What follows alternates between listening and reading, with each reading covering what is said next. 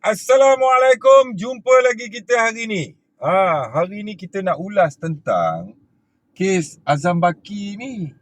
Azam Balance, Azam Baki, lebih kurang lah. Kan, aku pun tak kenal dia sebab aku kalau orang tak handsome ni aku tak kenal.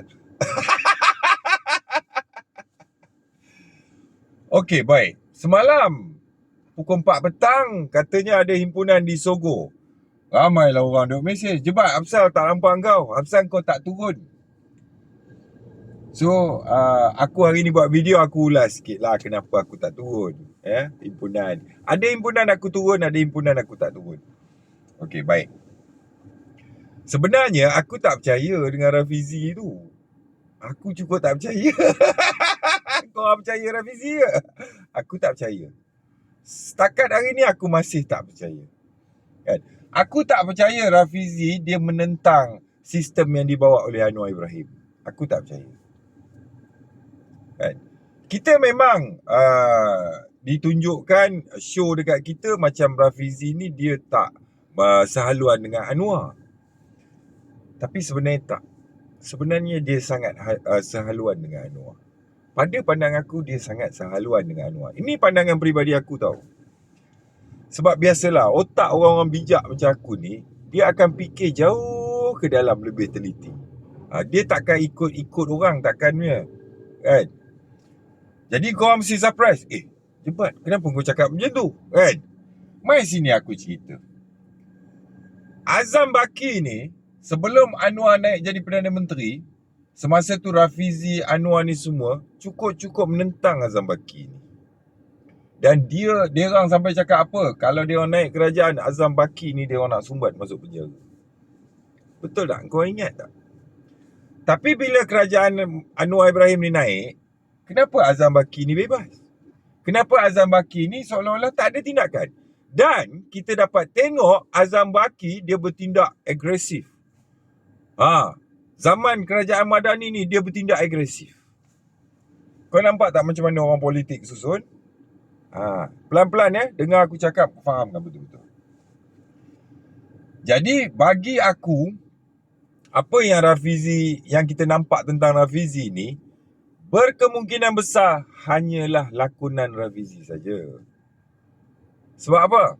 Sebab mana mungkin dia duduk dengan Anwar lebih lama ke, ataupun dia tunjuk kat kita dia tak sehaluan dengan Anwar lebih lama. Mana satu lebih lama? Okey. Jadi selepas kerajaan Anwar Ibrahim ni naik, kenapa Azam Baki tak diambil tindakan? Malahan kita tengok Azam Baki bekerja keras. Tangkap sana, tangkap sini. Jadi mengikut cerita mimpi aku, Anwar Ibrahim dengan Azam Baki ni dia ada perjanjian. Mengikut cerita mimpi lah. Dia ada perjanjian yang mana kalau kau tak nak dikenakan tindakan atau disiasat, aku nak engkau hentam semua musuh politik aku, termasuk Tun Mahathir, termasuk Tun Daim yang dah duduk dalam kubur pun aku nak engkau hentam. Faham? Dalam mimpi tu bagi tahulah. Jadi aku akan arahkan Rafizi untuk memainkan peranan yang mana dia akan tunjuk pada rakyat yang dia tak sehaluan dengan aku, supaya Rafizi boleh tarik orang-orang yang against aku ni menjadi pengikut dia. Dan hujung nanti Rafizi akan buat U-turn, pergi bergabung dengan Anwar. Budak-budak ni semua akan ikut dia. Faham?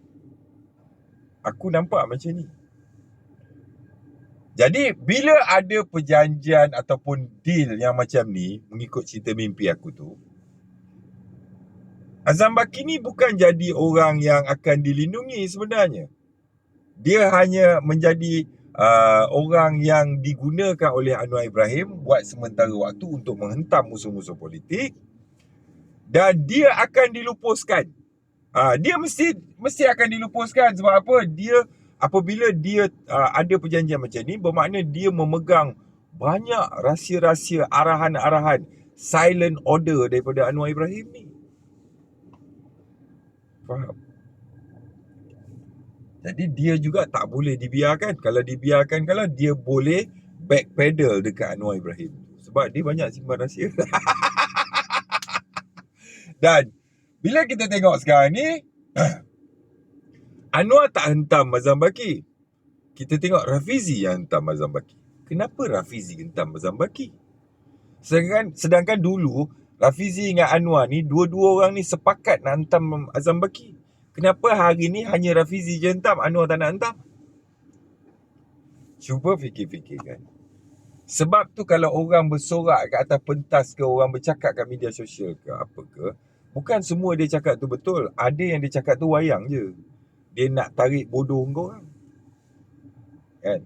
Daripada aku percaya melihat live dia bercakap, baik aku percaya kat mimpi aku. Jadi Azam Baki ni dia sebenarnya berada dalam zon yang tak selamat. Mengikut cerita mimpi aku tu, dia hanya digunakan buat sementara waktu untuk menghentam musuh-musuh politik dan melepaskan kroni-kroni Anwar Ibrahim ni. Itu yang kita tengok, ada yang berpuluh-puluh, 40, 80 ke apa, kes pun boleh bebas, boleh lepas. Tapi yang dah mati duduk dalam kubur pun boleh ada kes. Ini yang kita tengok ni. Jadi sebenarnya Rafizi ni siapa sebenarnya? Kalau aku tengok balik, Rafizi dia orang Anwar Ibrahim. Kalau aku tengok dia orang Anwar Ibrahim. Faham? Itu cara jebat dah aku tengok lah. Kadang aku tengok dia bercakap, aku perhati je gaya dia ni. Sebab aku kalau tengok orang bercakap, aku nak tahu pertama dia nak apa. Yang kedua, apa yang dia nak sampaikan sebenarnya. Dia nak tarik apa ni? Tarik crowd ke? Betul-betul dia nak bagi masyarakat tahu ke? Atau dia sedang berwayang-wayang dengan emosi dan perasaan masyarakat? Sebab orang politik dia tahu, orang-orang masyarakat di Malaysia ni bodoh lebih ramai daripada yang bijak. Kan? Dan taksub lebih ramai daripada yang berfikir. Faham? Sebab tu dia kata apa? Jika anak-anak muda ni semua tidak menyokong kerajaan Anwar Ibrahim, itu petanda kerajaan akan tumbang. Jadi sekarang ni dia duk tarik siapa ni? Dia duk tarik orang muda lah. Dan orang politik ni, dia bergaduh di sini, sampai ke pilihan raya nanti dia bergaduh. Selepas pilihan raya, dia menang satu, dia ni pun menang juga. Dia bergabung. Itu yang berlaku antara UMNO dengan PKR. Berapa ramai pengundi UMNO yang kena tipu. Rasa tertipu lah kan. Unexpected boleh bergabung dengan DAP. Jadi jangan main-main dengan orang politik ni. Dia punya cakap mesti ada agenda yang tersembunyi. So honestly, secara peribadinya aku tak percaya Rafizi tu dia ada masalah dengan Anwar Ibrahim. Yang aku percaya, dia sedang kontrol orang-orang yang tidak menyokong Anwar Ibrahim. Dia cuba nak tarik orang-orang yang against Anwar Ibrahim ni, dia cuba tarik, kumpulkan dekat dia punya zone. Dan besok dia akan ajak ramai-ramai dia pergi sokong Anwar Ibrahim. Faham? Jadi korang tengok kat sini, kenapa Azam Baki ni asalnya dia ni akan nak disiasat, apalah semua. Tapi bila Anwar Ibrahim dapat kuasa sebagai Perdana Menteri, Azam Baki ni tak disiasat. Kenapa baru sekarang? Dulu lagi dah bunyi dah kes Azam Baki ni. Kan? Satu benda yang paling menarik perhatian aku lah, melalui dalam cerita mimpi tu lah, Azam Baki ni dikatakan buah pinggang sebelah pun tak ada. Kenapa masih bekerja? Patut dah medical board dah tu. Nak masuk tentera, kau ada parut lebih daripada 5 inci je. Kat lutut ke, kat siku ke, ada kesan jahit. Kau tak layak untuk masuk tentera. Polis pun sama. Kan? Agensi penguatkuasaan ni lah. Tak layak. Apatah lagi kau buah pinggang tak ada sebelah. Macam mana pula kau layak? Dan kalau kita tengok isu, sesiapa saja pegawai, tinggi ke rendah ke, terlibat dengan mana-mana siasatan, memang wajib direhatkan. Ini kata-kata yang kita dengar terbaru Tapi sebenarnya tak ada.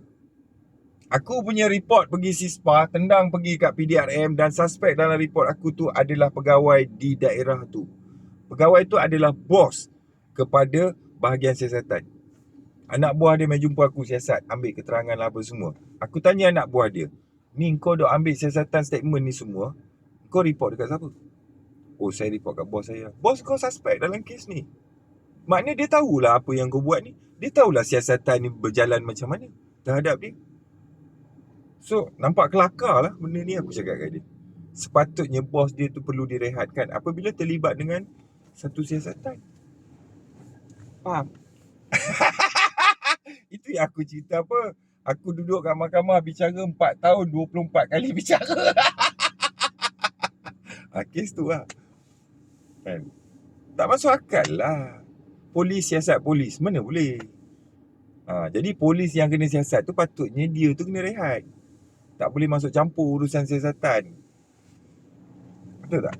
Sama macam Azam Baki, kalau dia dah terlibat dengan sebarang siasatan, memanglah, bukan tunggu dia salah baru nak suruh dia cuti.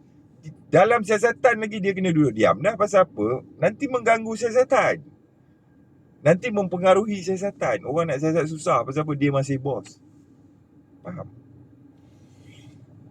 Bocorlah maklumat siasatan kepada suspek.